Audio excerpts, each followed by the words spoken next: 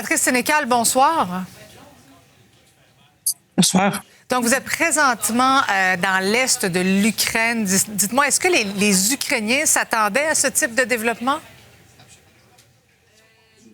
Mais disons que la perspective de céder le territoire de Koursk, c'est-à-dire le territoire en Russie, que les Ukrainiens ont réussi à s'emparer ces derniers mois, c'était une perspective qui était envisagée par beaucoup d'experts et beaucoup d'Ukrainiens, justement, les Ukrainiens qui essaient de libérer le Donbass qui est emparé, qui s'est fait envahir en bonne partie par les Russes ces derniers mois. Donc, en fait, la perspective de céder la région de Kursk en échange de l'est de l'Ukraine, c'était envisagé de longue date. Mais les autorités ukrainiennes n'avaient jamais vraiment précisé leur ambition.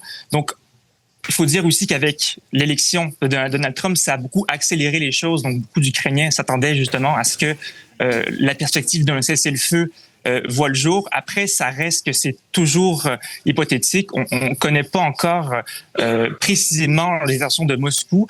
Moscou qui, d'un côté, se dit possiblement prêt à négocier, mais de l'autre côté, les ambitions de Moscou restent les mêmes, c'est-à-dire la capitulation de l'Ukraine, la reddition de l'Ukraine, et forcer l'armée ukrainienne à déposer les armes. Donc, c'est des signes contradictoires. Et en Ukraine, on voit ça d'un œil mitigé, disons. Oui, et comment, justement, s'expliquer l'attitude actuelle de Vladimir Poutine?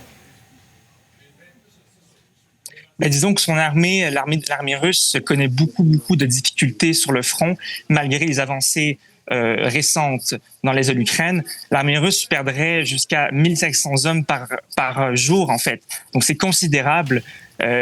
Donc, elle aurait besoin possiblement de prendre une pause dans les opérations pour se reconsolider, pour reconstruire ses armées. Et la perspective d'un cessez-le-feu pourrait justement être une manière pour Poutine de reconstruire, de regagner ses troupes, son armée, ses armements, et de reconduire une opération militaire dans quelques mois, quelques années. Donc, en fait, en Ukraine, on ne voit pas la perspective d'un cessez-le-feu, d'un gel du conflit d'une manière optimiste, parce que ça voudrait dire forcément que l'armée russe pourrait réattaquer dans quelques années. C'est ce qu'on a vu en 2022, par exemple. En 2014, c'est le Donbass qui a été attaqué et l'armée de Moscou aurait attaqué 8 ans plus tard. Donc, en Ukraine, on voit ça d'une manière assez réaliste, disons.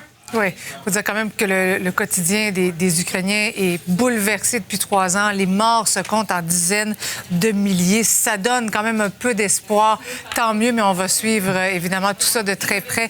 Patrice Sénécal, merci beaucoup d'avoir été avec nous ce soir. Merci, au revoir.